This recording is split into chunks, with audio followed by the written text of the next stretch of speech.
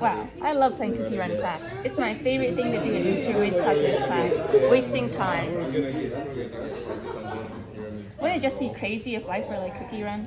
Like, if we integrate calculus into the game, isn't it basically like CalcuRun? That's the dumbest thing I've heard. Stop playing CalcuRun. Wow, where am I? What is this place? Hark, fellow travelers! My name is Knight ASS. Don't spell that. Name ASS, and once Princess Enoch Cookie was taken by the evil Torvik Schwartzwalder. 이건 누가 봐도 사랑일 텐데 종일 함께. Shall they aid me on mine own journey? Sounds legit. Sure, might as well.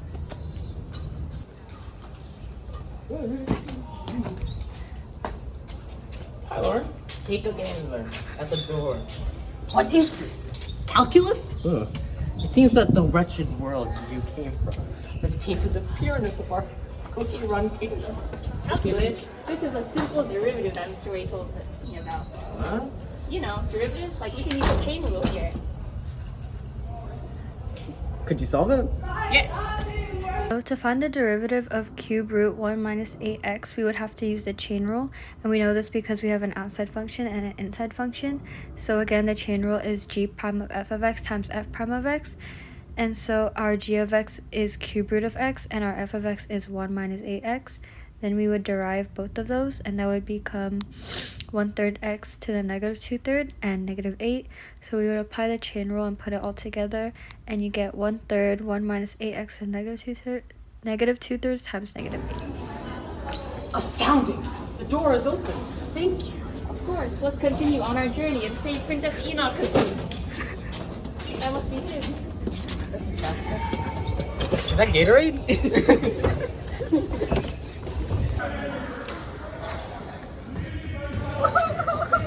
Onward for our princess! I'm not sure that looks like a princess, so okay.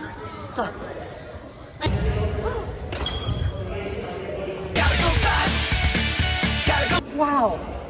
Behold this at the speed of yon cookie. We'd reach Princess Cookie so much faster if it be true we were like it back then. That speed, never seen someone run so fast. And I bet we can describe his positional equation as xt equals 3 cosine t with t meaning time in seconds. We can then derive and find the velocity to figure out the speed. Isn't that crazy? And then we already know how to derive after that first puzzle on the door, so we can use it here. So in this situation, we're trying to find the velocity of the cookie, or v of t, which is simply just the derivative of x of t, so x prime t. And this we can get from 3 cosine t, and deriving that, that becomes negative 3 sine t. And from there, you can plug in any value you want. In this situation, we'll pretend it's 20 seconds, and we will get negative 2.74. And to figure out the distance traveled instead, you can do the integral of vt, absolute value vt, dt. And that is how you get your answer. Right. How intriguing. I will replicate that speed so we can reach Princess Enoch lickety-split. Wow, like ASS, it seems like you really like Princess Enoch. Your guys' home.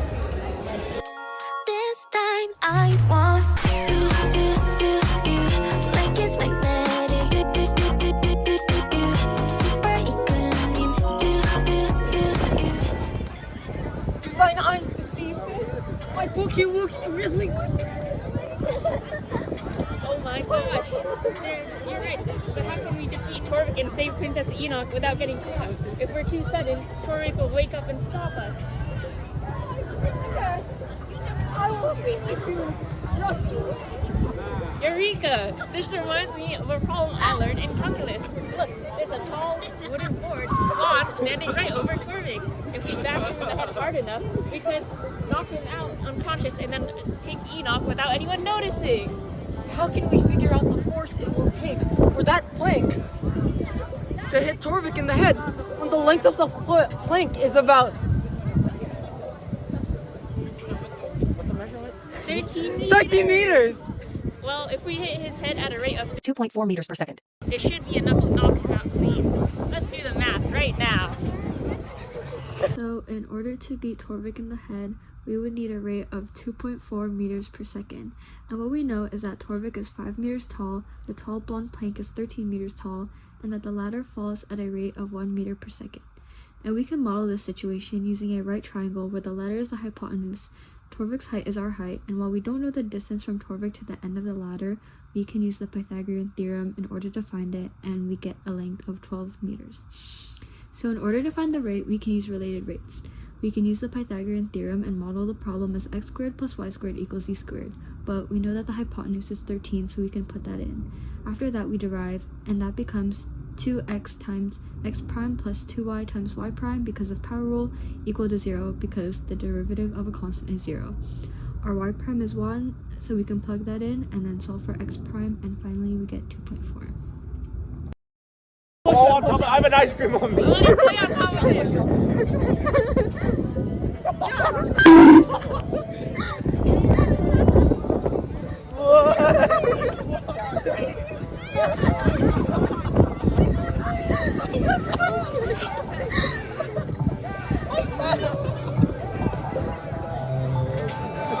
Thank you for watching. Thank you for watching this lesson in calculus. Of course, no problem for helping you save your princess. Wow, that was such an adventure. Thank you. Teleport back to the real world. Okay. Wow guys, it's so sad that calculus is almost over. I mean, sometimes I kind of had fun. Once in a month at least, probably. Me too. Though those tests and calculus were kind of hard, but I think I learned a lot of cool things from Mr. Wei. Yeah, whatever though, I'm leaving. Me too. Let's go. 우리 매일 다 진정할게